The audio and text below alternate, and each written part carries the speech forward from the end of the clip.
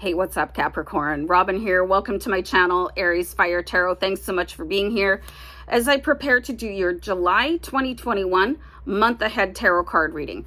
So I will be using the Essential Tarot card deck. This is the first deck that I was ever blessed with by the universe when I was guided to become a tarot card reader. I use it very rarely, so when I'm guided to use it, I feel like we have very important messages come out here. So yeah, I hope you enjoy the reading. Just something for you guys to maybe consider if you're sun sign reading, if you're like a zodiac sun Capricorn.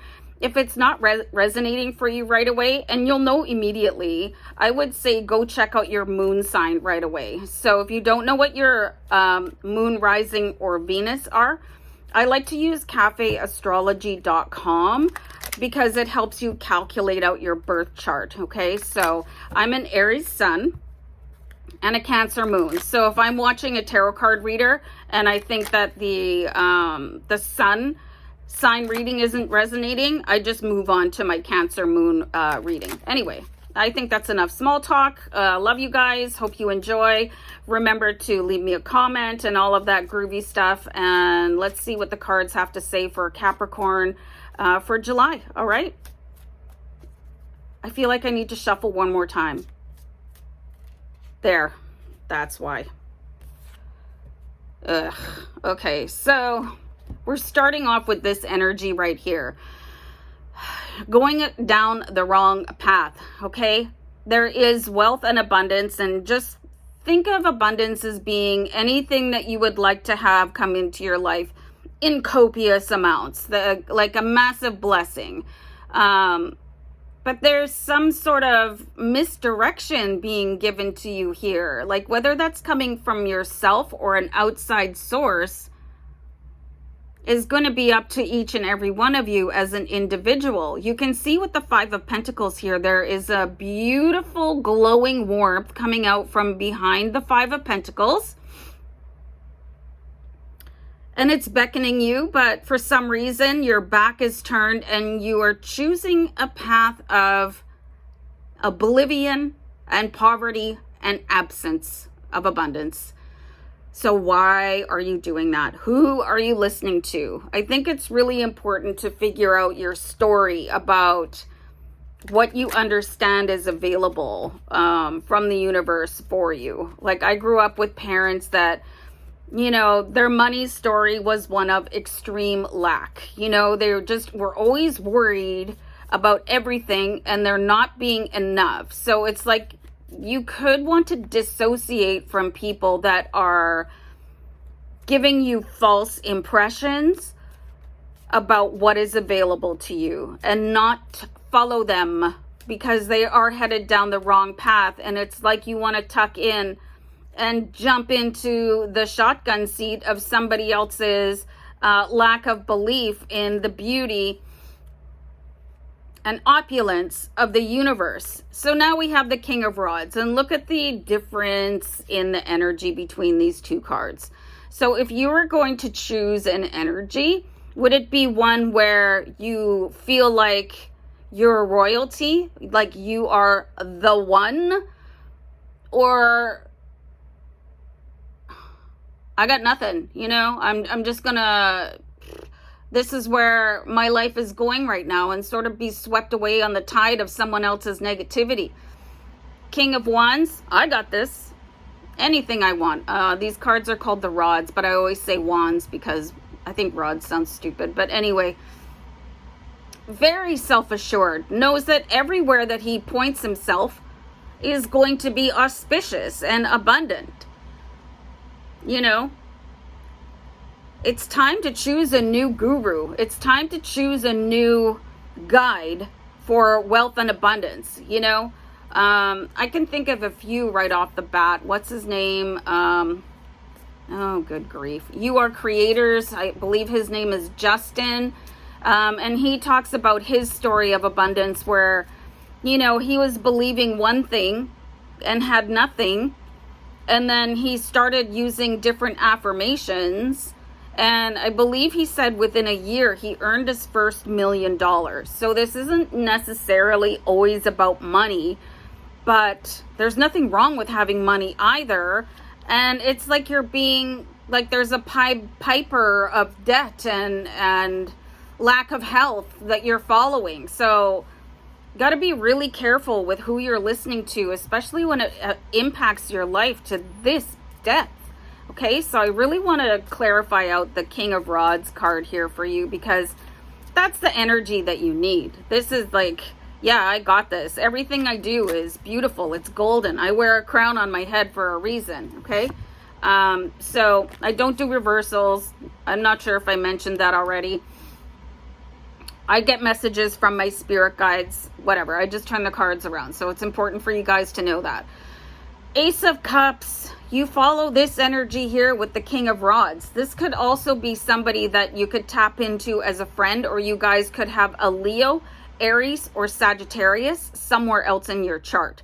Okay, so really look at the aspects of your zodiac sign of Capricorn. See where you could be a little bit more available to listening to negative stories, and then check out the power of having Leo, Aries, or Sagittarius in your moon, rising, or Venus. This is why it's very, it's kind of important to understand what else is going on with your alignment in your natal chart, because sometimes you can pull on a different kind of fire, especially if you do have fire in your chart. So anyway, Ace of Cups, welcoming in everything, understanding the overflow of abundance that is available to you, okay? And that's going to take a different kind of energy. Your Capricorn sun could be, maybe it's aligned with a planet that's in retrograde right now while you're watching this, or I don't know, there's something going on with your sun sign right now. So maybe do a little bit of an investigation so that you guys can go, okay, well, because I have Leo in my chart, I'm going to look at that and see where that's aligned. Do you know what I mean? So very important to understand all of that. And when I'm getting things like really, really like hitting for you guys, I get goosebumps. It's sort of a physical reminder from my spirit guides that there's something very highly potential available for you guys to resolve any sort of feelings or lack, or feeling like I'm never going to get the right job, like I'm just, I'll never get a loan, I'll never be healthy, I'll never be in love. This is the Five of Pentacles.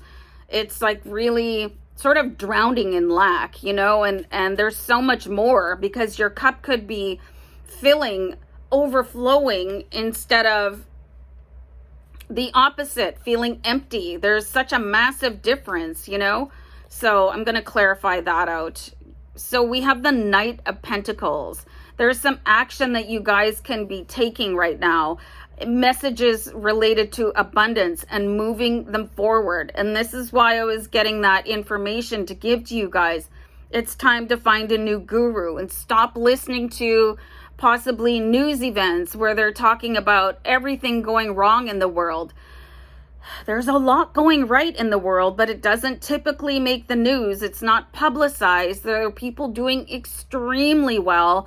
There are people that have recovered from, incredibly challenging medical circumstances. People have gone from nothing to everything.